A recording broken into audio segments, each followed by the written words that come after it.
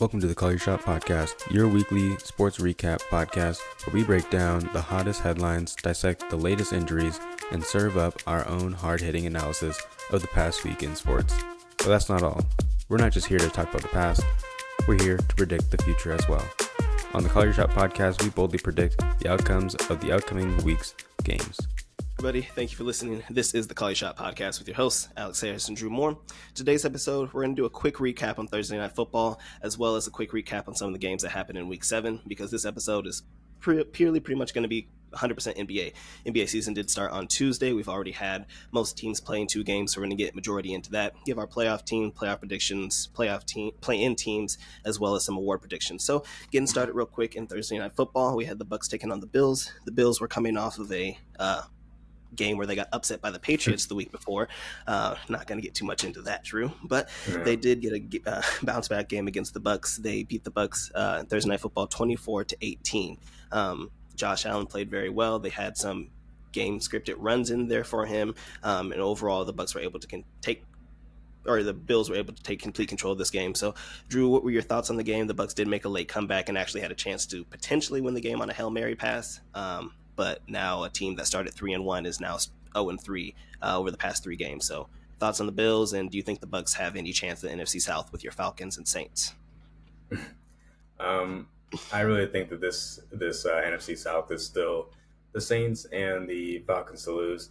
If the Saints can get their act together on offense, then there's no question it's going to be them because of their elite defense. However, I don't know. This is a Bucks team that is not very good. Excuse me. And you saw last week, or a week before that, or I guess it was last week, when they lost to when the Bills lost to the Patriots. And so this is back-to-back, well, actually 3 weeks in a row now of pretty poor performances on the defensive end, especially when you allow Mac Jones just to light you up. Yeah, it was bad. He was literally the 32nd ranked quarterback going into Week 7 per Pro Football Focus. Actually, Jordan Love was 32nd. Mac Jones was 31st. But regardless, you don't want to be down near the bottom. And then if you go out and light up a defense, it kind of says something about your defense if you let that happen. Granted, they've had just the multitude of injuries piling up over the course of the year so far, and a lot of those players too aren't going to be coming back anytime soon. So this is going to be the new norm for the Bills, honestly. And it's volatility. Okay. First of all, going into the season, they were supposed to be one of the more dominant teams, and they were one of the more dominant teams. And we saw that when they played against the Dolphins, and honestly, against pretty much all of their competition up until they went to London and played against the Jaguars. But before just that, took care of business. Well, okay, yeah, but at the same time, they were still putting up their offense was still putting up large amounts of points as opposed to the rest of the league, who's barely even putting up over 20 points per game. Definitely.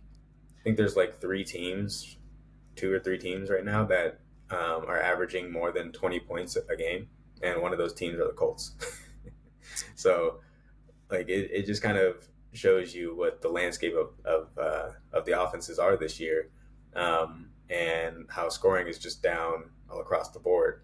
And the Bills have actually been pretty efficient when it comes to their offensive production. It may not look pretty all that time, but they've been pretty efficient, at least from the Josh Allen perspective, efficient. Mm-hmm. So right now, per Pro Football Focus, he's currently ranked 3rd amongst all qualified quarterbacks, with the passer rating, or with the passer grade of 87.7, and Tua Tagovailoa is still ranked number 1, and his grade is only 3 points higher than Josh Allen's right now. But everybody's always like, oh, well, Josh Allen this, Josh Allen that. He's trash. He's going back to what he used to do. And he's actually putting up stats that are equivalent to, or actually on pace for one of his better passing years than he's ever had. So even with all the like the few turnovers that he's had or like mistakes that he's had, he's still statistically been pretty great. So Yeah, he's been much less mobile for the most part. A lot of fans and NFL insiders were kind of looking into it because he's been much more of a pocket passer. This game, they had some more designed runs. He had a lot more scrambles, more of the Josh Allen that we're used to, as well as a kind of a scramble touchdown. But I agree with you. I think that the Bills' offense is still very good. It's just their defense now on whether or not they're going to be able to stop teams. And when you have to go against teams like the Patriots and you're giving up 29 points, it's not going to bode that well, even if you do have a good offense. So one more little note, we did have Dalton Kincaid basically getting his full workload as a tight end. This was the first time that we've seen it, as Dawson Knox is on IR with his injury. So got a lot of looks. I think he had like 8+ targets, had a lot of red zone looks, and ended up getting into the red zone. So big game for Dalton Kincaid going forward. So moving on, we had some games that happened last week. Some of them we're going to get into rapid fire real quick. So we had the Ravens, as Drew predicted, taking care of business against the Lions in an absolute blowout, 38-6. I think at one point in time, what was it, like 24-0 or 28-0, something like that? And it was just absolute blowout. The Lions could not move the ball, and the Ravens took complete control. Any quick notes on that game? Yeah, one of the funny things too about that is I was talking about how they have like this pretty solid run offense, and the Lions have a pretty solid run defense. They just aired it out. But but then they were just like, yeah, let's just sling that thing around and just get the job done. Also, very upset because the total missed by a half a point. So it went over instead of going under, and that's just the nature of the beast. We also hit a little bit of regression. This was the first week that we weren't profitable out of the previous 7 weeks that we've been doing this so far. But perfect. Regression happens. Exactly. But yeah, no, this is I think the kind of offense that we expected to see from the beginning of the year from the Ravens, and that everybody expected to see. Lamar Jackson, 357 passing yards, with the QB rating of 155.8. Perfect passer rating is 158. Perfect. So like he damn near had a perfect passer rating this game. Jared Goff, regression always finds the mean, and he had a pretty abysmal day, we'll call it. He ended up going 33 for 53 and 284 yards, but a lot of that was in garbage time. Interception, had a 66 point, my vision's not as good as it used to be. 68.4 passer rating. So, the Lions team, they were without a lot of their key players. Dave Montgomery, Amon-Ra St. Brown was coming back from injury as well. But I mean, I'm not concerned about the Lions at this point. They just ran into the buzzsaw that is the Ravens. And if the Ravens are able to land Derrick Henry, that immediately makes them one of the top contenders for the Super Bowl this year. So definitely the Ravens look great, and Lamar's firmly in the MVP conversation. I agree with you. I'm not really concerned about the Lions in this situations. The worst loss that they've had this season, the only second loss, so this is the only bad loss that they've had. The schedule for them over the next few weeks looks very favorable. They have a get-right game against the Raiders this weekend. Then they play the Chargers, the Bears, Packers, Saints, Bears again, then Broncos. So they could potentially go on another win streak from there. So moving on, we additionally did have games since the Dolphins, the Eagles. The Eagles ended up beating the Dolphins 31-17. It was another note that the Dolphins, when they actually have to play good competition with good offense and a good defense, they struggle. I can't remember the exact note, but like they haven't beaten a team that's been above 500 in a very long time. So this just goes to show that they do have that vaunted offense, but when they actually have to go against great competition within the NFL, being the Eagles or being the Bills, they do tend to struggle. So Tua wasn't able to really move the ball as much. The Dolphins did have a lot of penalties compared to none by the Eagles. They had a touchdown in the red zone that got called back that Tyreek Hill could have scored on, and they had a lot of penalties on their part with the Eagles having none. Drew, your overall thoughts on this game, and how do you feel about the Dolphins and Eagles going forward in their respective conferences? Yeah, I'm not concerned about the Dolphins either. Again, ran into the buzzsaw that is the Philadelphia Eagles, and it was just a really bad matchup for them as well. They haven't really beaten a good team, though. True, but also think about the good teams that they played this year, at least, and I the kind understand that. of defenses. Yeah, the defenses that they faced has been the major problem, and then also they were dealing with a bunch of injuries on the offensive line for the Dolphins. And if you have players hurt on the offensive line going against the Eagles, like it's not going to end up very well for you. More and A-Chain was out. Yeah, Waddle was hurt a lot of the game. Mm-hmm. He was in and out as well too. But I mean, a lot of the passes that you saw that were completed were just wide open passes, and that's kind of what you have come to expect for this Dolphins team. And they really didn't have an answer for Tyreek Hill and Jalen Waddle when they were both on the field at the same time, because they complemented each other so eloquently, we'll say. But when one of them's off the field, you're able to kind of hone in on that specific receiver, and then kind of lock them down, and then force other players to be great. And those other players aren't really going to give you all that much. Like Cedric Wilson Jr., 3 receptions. Raheem Mostert was the next highest targeted receiver after that. So, like, other than Tyreek Hill and Jalen Waddle, they don't really have much outside of that when it comes to receivers. And AJ Brown just on an absolute tear. I think was this like his 6th game? Or like 125 plus yards. Yeah, and he's basically about to tie Megatron with the same record as well. And so if you're mentioned in the same breath as Megatron, like, you're doing something right. And since the game in week 2, when he was complaining on the sideline. Exactly. And so I don't think really anybody saw him doing all of this. They thought, okay, maybe give him like 7-8 targets or so, 5 receptions, maybe 85 yards, 90 yards or so. Right. This man said, I am him, and I will continue to be him until otherwise noted.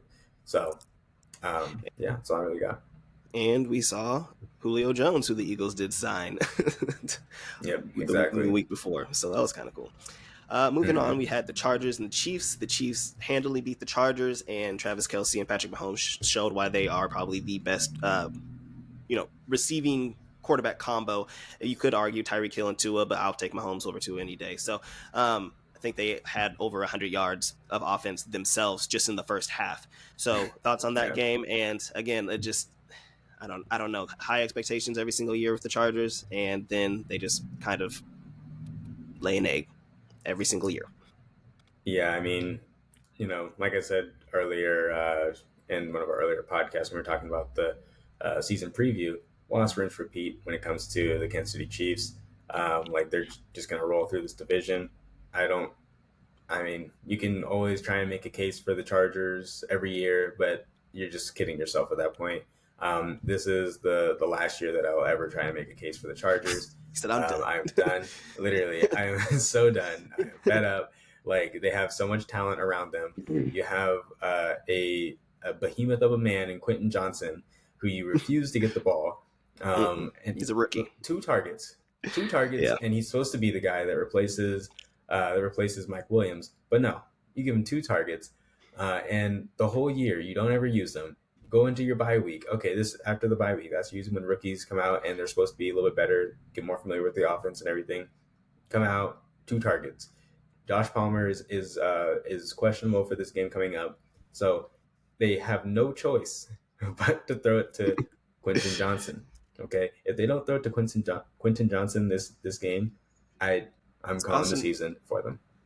Austin Eckler also in his 2 games back hasn't looked the greatest. I know we talked about, we feel like he would be 100% when he came back. So I don't know if it's just them trying to reincorporate him into the offense or age. I'm not exactly sure, but he hasn't really necessarily looked like himself. But Justin Herbert also hasn't really been targeting him out of the backfield like he normally does too. So not exactly sure with that. So again, yes, the Chiefs are the elite team in the AFC. and they're 6-0 since they lost their game to the Lions. They have a game against the Broncos this weekend, which I expect them to win. So likely be 7-0, and then that's when we get into the mid schedule for the Chiefs, and they actually have some good competition. So next week they have the Dolphins, and then the week following that they have the Eagles. So I think that'll give us a good note on both of those, all three of those teams, and their expectations going forward. So lastly, we did have the Vikings beating the 49ers in a surprise victory. Kind of a game where it gives Justin Jefferson hope that he could eventually come back. People are talking about if the Vikings just end up being very bad, that they're probably just going to end up sitting Justin Jefferson because there's no point in bringing him back for the potential of re-injury. But they win this game, and now the Vikings go to 3-4.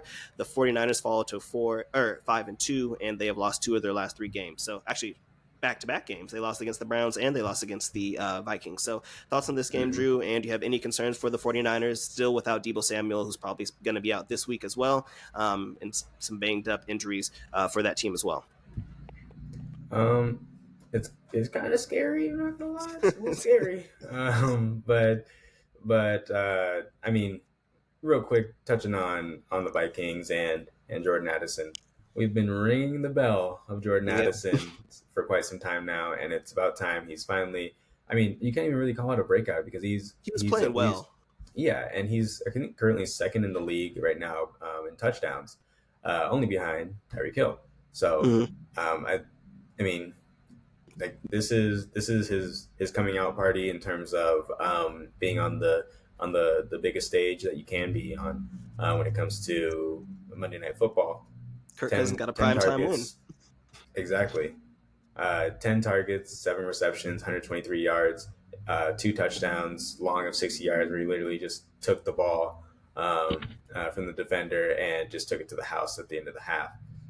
So love to see it. Glad to see this kid is really showing up and showing out for us, making us look like absolute geniuses out here. So the way Bijan has been looking, and kind of had the game last week where he didn't really play, which apparently the NFL is investigating into that for the Hawks or for the Falcons, because he didn't play and then they deemed him sick about midway through the game and he only got 1 carry. But Bijan has not looked great this year, and Jordan Addison, as you mentioned, is second in the league in touchdowns and is going off with Justin Jefferson now. So I think he's making a good push and probably is the favorite right now for offensive rookie of the year. Well, I think the love affair for CJ Stroud is still going to be there. That's true. I just don't think they're going to win enough games. But I mean, I hear you. Yeah, but I mean, if he keeps on throwing, for 300 yards a game and getting a couple touchdowns and really turning around that offense, I think that it's going to be his award, because most of the time it's going to be a quarterback award, just like how it is with MVP, as opposed to like, oh, this player just like completely went off. Like, you see Saquon Barkley doing that, like when he was a rookie and stuff like that, give it to him. But, other than that, it's more often than not going to be a quarterback because of people's love affair. And I mean, we've seen that with the market as well, and how they treat basically any other position other than quarterback in terms of paying your players and stuff too. So that is true. When it comes to offensive rookie year, if it's close, it usually goes to the quarterback. I feel like going back to a few years ago when Dak and Zeke were both rookies, I would argue that Zeke had the much better season, but Dak was a quarterback and he still played very well as a rookie, so they give the rookie of the year to Dak. So I would probably agree with that as well. Any other notes that you wanted to get into from week 7? Seahawks got the win. Jags beat the Saints, and that was pretty much the majority of the games. Anything that else you wanted to get into for the NFL before we get into our player prop and call your shot segment? No, nothing really. Just sad to see that the Saints can't get out of their own way. They finally scored more than 20 points in a game, and they give up 31 moral victories. So yeah, and I don't know, the Browns too, this elite defense that just shut everybody down, and then they gave up 38 points to the Colts. So yeah, it's the NFL. You never know what you're going to see. So I would agree with you. So let's get into our call your shot segment. Drew, what would your first game for week 8 be? First game for week 8, it's going to be an unconventional one. All right, we're going to the grossest game on the board. All right, I am taking the Carolina Panthers to beat the Houston Texans this week. This is one of the biggest pro versus Joe matchups I've ever seen, and it is quite staggering. So when it comes to the handle, that's considered the amount of money that's placed on a game. When it comes to the bets, that's the amount of tickets that have been placed on a particular team. Okay, so right now Houston has 73% of the bets, which means it's quite a public play, but only 20% of the money, which means it's more recreational bettors that are putting bets on that team. Now, Carolina Panthers, 80% of the money is on them, but only 27% of the bets are on them, which means this is a complete pro versus Joe matchup right here, and I have no choice. I am legally obligated to take the Carolina Panthers in this game. A lot of the love affair for the Panthers this week is going to be because of the change at offensive coordinator. They brought in, I believe his name is Thomas Brown or something like that, from the Rams, and they brought him over to call plays, and then Frank Reich was like, "No, I'm gonna call the plays." Why do you have him? Why? What is the point of that? It makes no sense. And so now we're kind of starting to see a little bit of the Sean McVay branch of players or of coaches, and seeing how those turn out with D'Amico Ryans. You've seen CJ Stroud limiting his turnovers and stuff too, as well as being a pretty comparable offense in the NFL. However, they're going against this Carolina Panthers team that has been better than average on defense, and also they have a lot of players coming back from injury and coming off the bye as well. A lot of players going to be healthier. Chuba Hubbard is going to be probably their main running back this week. Miles Sanders is not the running back that they thought they were going to have. And Adam Thielen is still out there catching every pass for God knows what reason. I don't think his target share is going to be nearly as high now with Thomas Brown calling the plays, but I do still think he's going to be around like the 7 to 8 target kind of range. Finally, for my dissertation on the Carolina Panthers, before the start of Week 7, the Carolina Panthers were leading the NFC South, which might not seem like a tall task, but they were leading the NFC South in points scored. So I rest my case, Your Honor. So you think that they're going to get their first win against CJ Stroud? First win in the season? I do believe so. Okay, if not, then they will at least cover. I'm taking my 3.5. I'll take the spread. Okay, moving on. Mine, I'm gonna go back to the well. I'm taking Seattle over the Browns. We have Deshaun Watson, who's been confirmed out, so PJ Walker is going to be the starting quarterback for the Cleveland Browns, which at this point might be better for them. They've actually been very well with CJ Stroud. I do believe that Kareem Hunt is going to be the starting running back. Jerome Ford is questionable, but not likely to start, as they did bring one of their practice squad guys and activate him. I just think that the Seahawks are just going to be able to move the ball and outscore the Browns. The Browns defense, again, has been very good. And a couple of weeks ago, we were talking about it as being a historic defense. Them giving up 39 points or 38 points to the Colts does kind of make me feel a little bit better about that. I just think that hopefully the Seahawks are going to be able to get clicking on all cylinders offensively. DK Metcalf is supposed to be playing in this game, so we should have our full range of players, and Kenneth Walker is also a go. So hopefully I think that we should be able to put some points on the board, and hopefully I want our defense to get it together for one game, and I feel like this is the game of all. If I don't know. I just want to have some confidence going forward, so I'm going to choose the Seahawks. Thoughts on that, Drew? And then what would your first player prop be unless you have another game? Yeah, I mean, I remember you were going back and forth on taking the Browns potentially. Yeah. I don't want to, but I really, if I was going to, it would have been because of the defense, not because of the offense. Right. And PJ Walker put is up one of the 39 worst points last week. Dude, that was the grossest 35 points I've ever seen in my life. And that was with Jerome Ford, who also was dominating last week, who's now injured. So it's gross. I don't like it. I'm not gonna force it. And also definitely a homer pick. Yeah, and there's a lot of these games this week that are like it's a full card for sure, but Mm-hmm. I'm staying away from a lot of these games. I don't know, it's A risky lot of business out divisional here. games. Yeah. Speaking of divisional game, we have this Kansas City Chiefs game here. Mm. It's looking me in the eyes, I thought about hanging it. at That was 7. going to be my second one too, but I'm like, I mean, I don't know.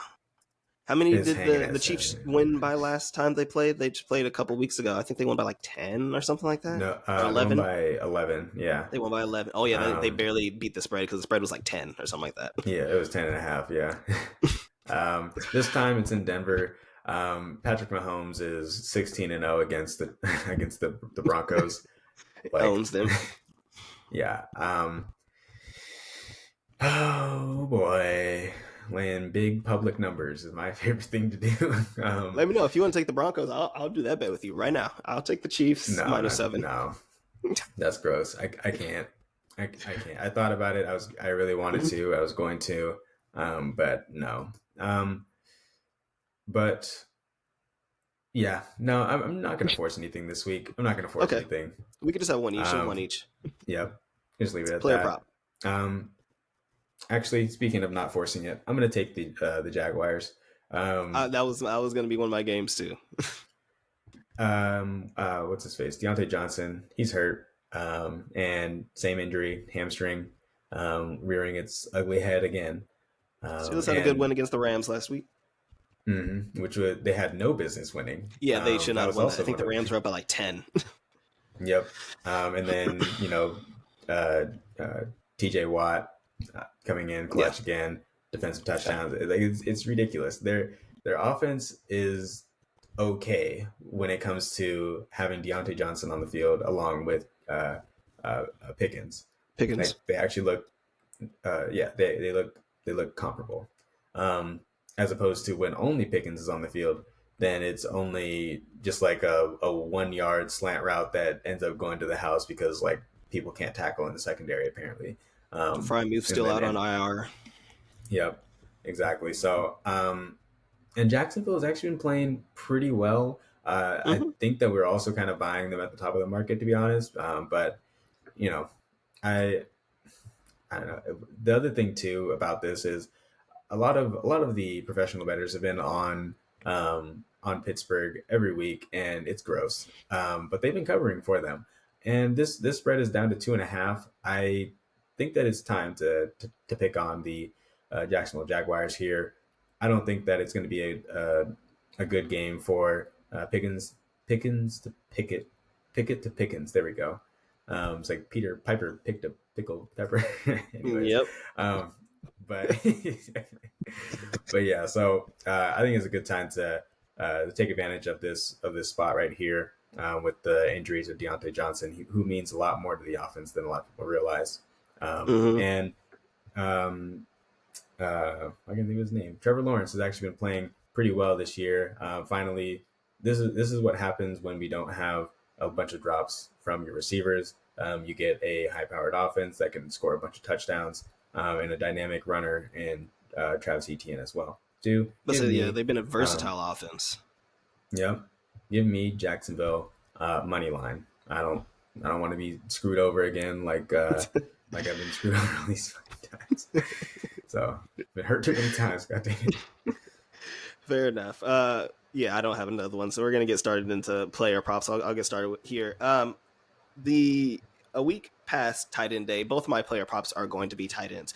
I have George Kittle for over 42.5 yards. We're going to be without Deebo Samuel, so I feel like when they have to play against the Bengals, they're going to have to air the ball out because I feel like the Bengals are going to be able to put points on the board coming off their bye week. Hopefully everybody's healthy and Joe Burrow's calf is hopefully pretty much healed. So I feel like I don't think it'll be a shootout, but I think a good amount of points are going to be put on the board. So I feel like they're going to have to go to George Kittle, who's been getting a lot of work since Debo has been out. Secondly, I'm going to have Darren Waller over for the same yardage, 42.5, since Daniel Jones has been out and Tyrod Taylor has been the starting quarterback for the Giants. He has been his go-to, and he has actually, given him catchable targets, unlike Daniel Jones sometimes. So I feel like pretty confident in taking Darren Waller with the 42.5 over as the Giants go against the Jets this week.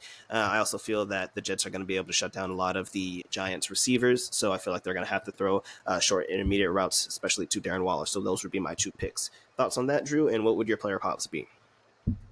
Yeah, I mean, they have no choice but to throw it to. I almost said George. That's the one I was looking for. Kittle. There we go. I almost said George Pickens. Anyways, I think I'm having a stroke. Moving on. Yep. They have no choice but to throw it to Kittle. That's one of the reasons why I said that I was kind of scared for the outlook on the 49ers because of all these injuries cropping up.